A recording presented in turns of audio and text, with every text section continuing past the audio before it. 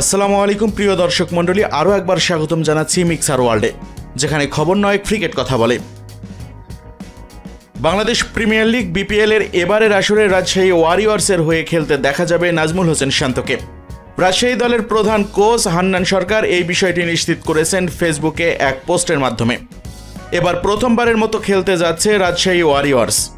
প্রাথমিক যাচাই বাছাইয়ের পর আর্থিক স্বচ্ছতা এবং কাগজপত্রের খুঁটিনাটি বিশ্লেষণ শেষে আগামী 5 মৌসুমের জন্য রাজশাহীর মালিকানা পেয়েছে নাবিল গ্রুপ। ডিসেম্বর-জানুয়ারিতে মাঠে গড়াতে যাওয়া টুর্নামেন্টে রাজশাহী স্টার্স নামে খেলার কথা থাকলেও শেষ পর্যন্ত রাজশাহী ওয়ারিয়র্স নামে খেলবে এই ফ্র্যাঞ্চাইজিটি।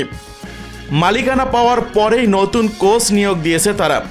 বাংলাদেশ প্রিমিয়ার লিগ বিপিএল এর আগামী মৌসুমে রাজশাহী ওয়ারিয়র্সের প্রধান কোচ হিসেবে দেখা যাবে হান্নান সরকারকে। আগামী 17 নভেম্বর অনুষ্ঠিত হতে পারে এবারের বিপিএল এর প্লেয়ার্স ড্রাফট।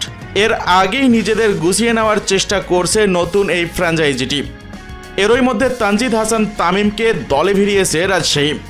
প্রথম সারির বেশ কয়েকটি সংবাদ মাধ্যমের রিউমার্স অনুযায়ী ঘরের ছেলে তামিমকে দলে ফেরাতে নাকি বেশ মোটা অঙ্কের অর্থই খরচ করতে হয়েছে ফ্র্যাঞ্চাইজিটিকে, যেখানে বলা হয়েছে তানজিদ তামিম নাকি 1,02 লক্ষ টাকায় রাজশাহী ওয়ারিয়র্সের এবারের মৌসুমে খেলার জন্য চুক্তিপত্রে স্বাক্ষর করেছেন।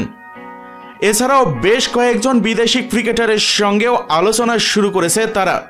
এরই মধ্যে পাকিস্তানের ওপেনার সাহিবজাদা ফারহানের সঙ্গে কথাবার্তা প্রায় চূড়ান্ত করে ফেলেছে ফ্র্যাঞ্চাইজিটি। এর বাইরে একজন লঙ্কান ক্রিকেটারের সঙ্গেও ফ্র্যাঞ্চাইজিটি আলোচনা চালাচ্ছে। পরে খোঁজ নিয়ে জানা গেছে এই লঙ্কান ক্রিকেটার মূলত একজন পেসার, যার নাম খুব সম্ভবত বিনুরা ফার্নান্ডো। এছাড়াও আরও বেশ কয়েকটি বড় নামের পিছনে ছুটছে ফ্র্যাঞ্চাইজিটি, যারা নাকি টি-20 ক্রিকেটের সবচেয়ে পরিচিত মুখ। এরই ধারাবাহিকতায় অস্ট্রেলিয়া ন্যাশনাল টিমের নিয়মিত পারফর্মার এবং বিগ হিটার টিম ডেভিডের সঙ্গেও নাকি আলোচনা চালিয়েছিল রাজশাহী ওয়ারিয়র্স। কিন্তু একই সময়ে বিগ ব্যাশ টি-20 লিগ হওয়ার কারণে সেই আলোচনা আর সাফল্যের মুখ দেখেনি। তবে টিম ডেভিডের সঙ্গে আলোচনা করে কাজের কাজ না হওয়ায় যেখানে ইংল্যান্ডের বেশ কয়েকজন হার্ড হিটারের সঙ্গে আলোচনা চালাচ্ছে তারা। এর মধ্যে হ্যারি ব্রুকের সঙ্গে নাকি আলোচনাও অনেক দূর এগিয়েছে।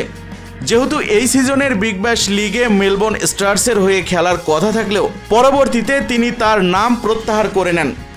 আর তাই তো ওয়ারিয়র্স শিবিরে হ্যারি ব্রুককে ফেরাতে উঠে পড়ে লেগেছে এই রাজশাহীর ফ্র্যাঞ্চাইজিটি। দলটির নির্ভরযোগ্য সূত্রের খবর, আরও 2জন ক্রিকেটারের পিছনে তারা ছুটছে, যার মধ্যে যে কোনো একজন ক্রিকেটারকে তারা যে কোনো উপায়েই পেতে চায়। আর এই 2 ক্রিকেটারের দুজনেই আবার তারকা অলরাউন্ডার এবং ফিনিশার হিসাবে দুর্দান্ত ব্যাটিং করতে পারেন।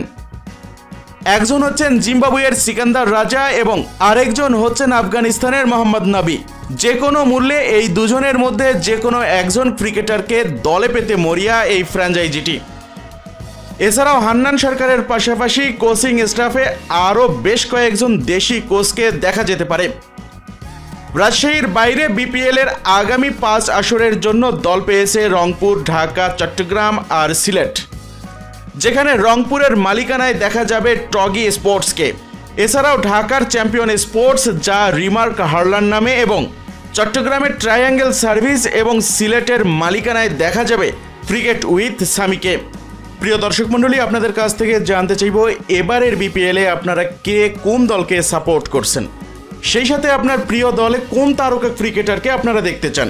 আপনার গুরুত্বপূর্ণ মতামতটি জানাতে ভুলবেন না কমেন্ট সেকশনে। ভিডিওটি ভালো লাগলে লাইক দিন আর শেয়ার করে জানিয়ে দিন আপনার ফ্রেন্ডস অ্যান্ড ফ্যামিলিকে।